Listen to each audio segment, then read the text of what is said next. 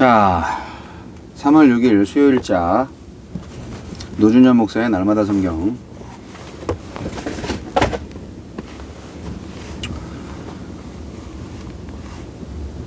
어제 녹화하다가 또 일이 생겨가지고 다시 합니다. 마가복음 9장 30절로 37절 말씀.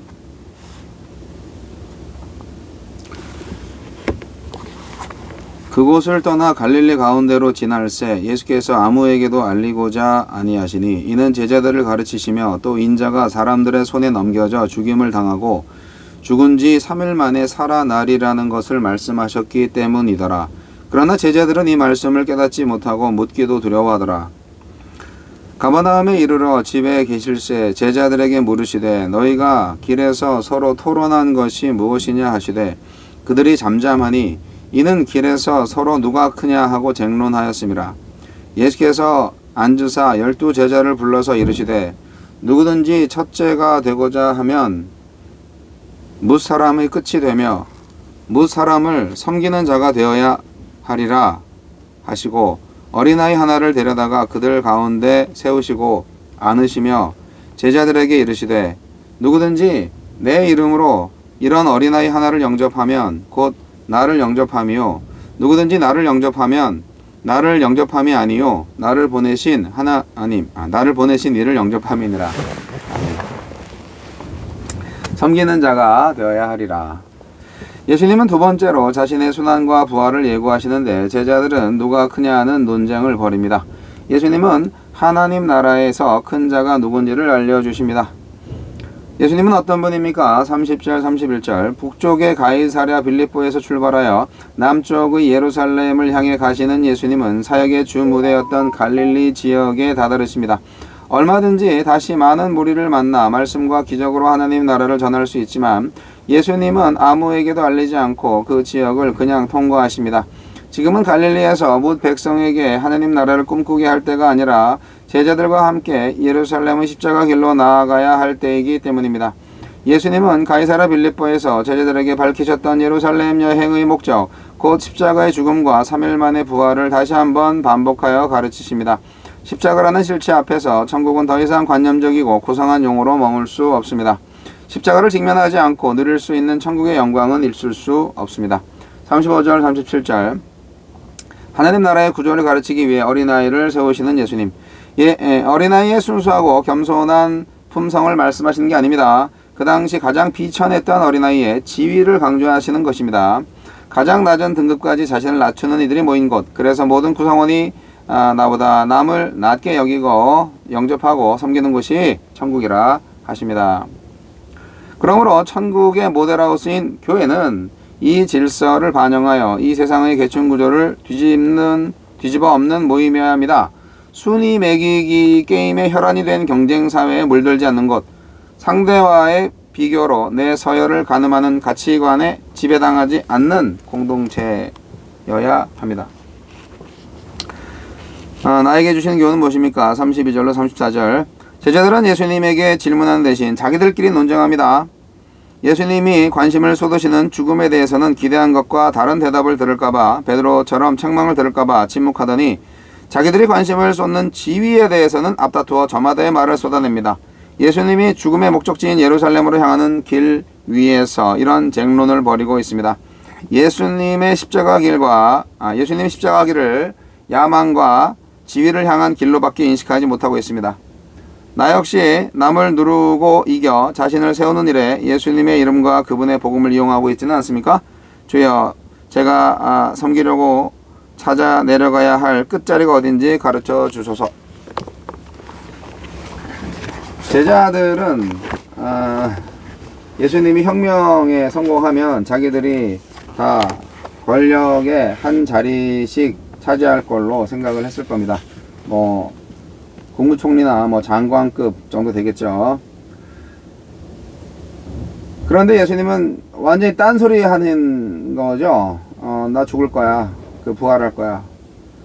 부활도 믿지 못하겠고 죽어서는 안 되겠기에 제자들의 입장에서는 두 번씩 그런 말을 들으니까 아연실색하지 않을 수 없고 이해도 안 되고 믿을 수도 없고 그런데 동의할 수 없는 거죠. 이해가 안 되고 믿어지지 않는다면 계속 물어보면 되는데, 정말 그게 무슨 뜻입니까? 왜 그러셔야 됩니까? 자꾸 물어보면 예수님이 더 자세하게 잘 설명해 주실 거 아니에요. 근데 제자들은 물어보지도 않아요. 왜냐하면 듣기 싫기 때문에. 자기가 듣고 싶은 말만 듣고 싶어 하는 거는 똑같은 것 같아요. 요즘 사람들하고. 그러니까 예수님은 죽으면 안 되는 거예요. 예수님은 유대 민족의 메시아여야만 하는 거예요. 제자들의 무지, 제자들의 불신앙, 이런 것들이 계속 보여지고 있죠. 그리고 그럴 수밖에 없는 이유가 바로 세상 욕심 때문이에요. 성육신하신 하나님의 아들 앞에서 자기들이 높은 자리 하나 차지하려고, 네가 높냐 내가 높냐, 네.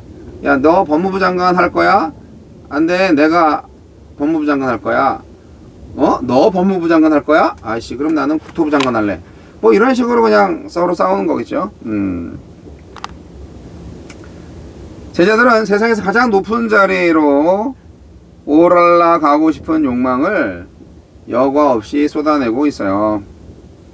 그들이 다 버리고 예수님을 쫓은 이유는 뭐냐? 결국 이 세상을 뒤집어 엎고 이 세상의 가장 큰 권력을 얻기 위해서라는 거잖아요.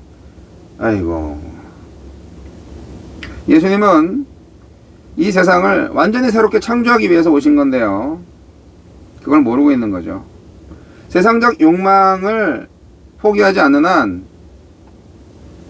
제자들은 자신들이 예수님을 죽이는 일에 이용당할 거라는 거를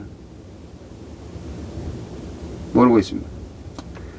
예수님은 말씀하십니다. 하나님 나라에서 큰 자가 되라. 이 지상 나라에서 큰 자가 되지 말고, 하나님 나라는 메시아 예수님께서 행하고 계신 대로 무사람을 섬기는 자, 무사람의 끝이 되는 자, 어린아이를 영접하는 자들의 나라입니다. 날마다 자기를 부인하고 예수님을 인정하는 사람들의 나라예요. 남을 살리기 위해서 나를 내어주는 나라가 바로 하나님의 나라입니다. 그래서 같이 사는 나라죠. 생각해 보세요. 모든 사람들이 다 섬기는 사람이 돼. 그러면 모든 사람이 다 양보하고 그런 세상이 된다면 정말 천국이지 않겠어요?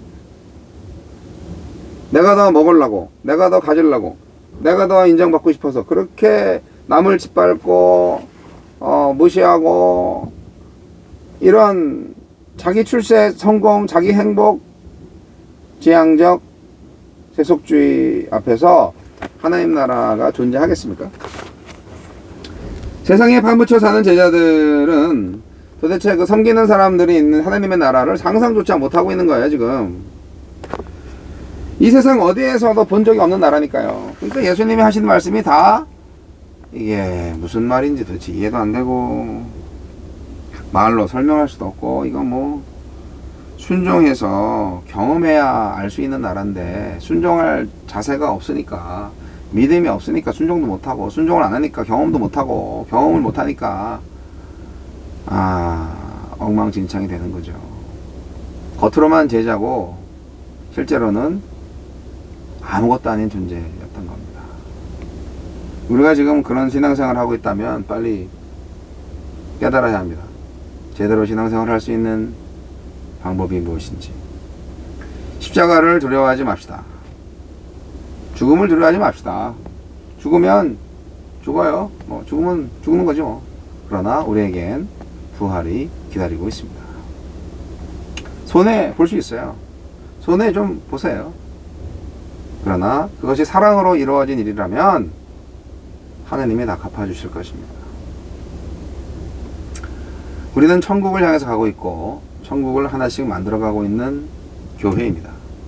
오늘날 교회가 하나님의 나라의 모습을 보여줘야 되고요. 교회 자체가 하나님의 나라가 되어야 합니다. 서로 사랑하는 나라, 서로를 용납하는 나라, 서로를 섬기는 나라 말입니다.